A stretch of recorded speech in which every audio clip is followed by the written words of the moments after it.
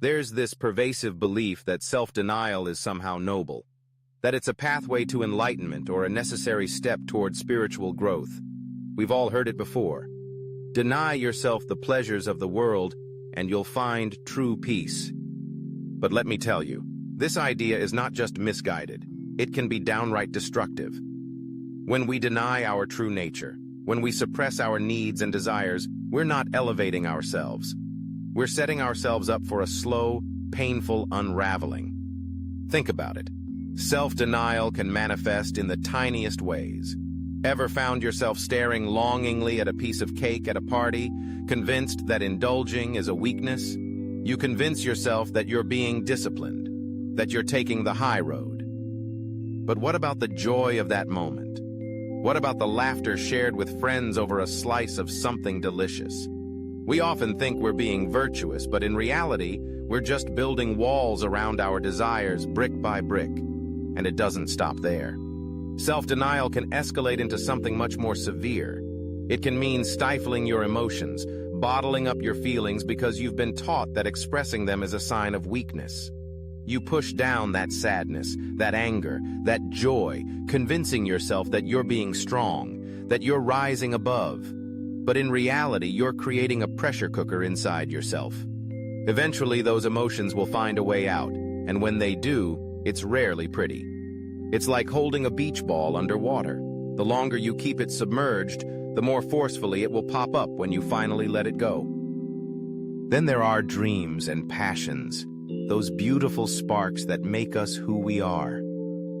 How many of us have buried our dreams because we thought they were impractical or selfish?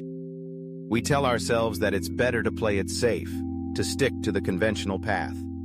We convince ourselves that we're being responsible, but what we're really doing is suffocating our spirit. We're telling ourselves that our desires don't matter, that our happiness is secondary to someone else's expectations.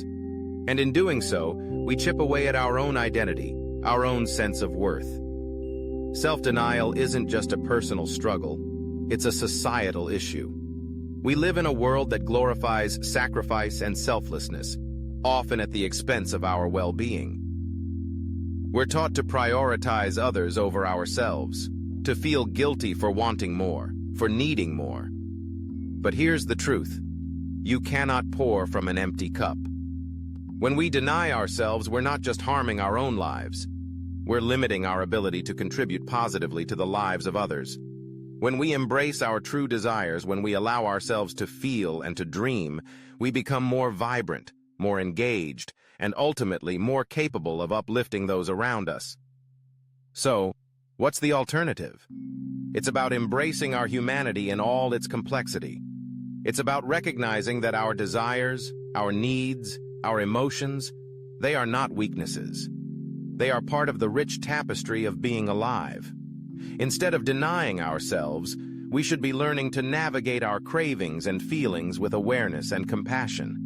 It's about finding balance, about indulging in moderation, about expressing ourselves honestly and pursuing our passions without guilt.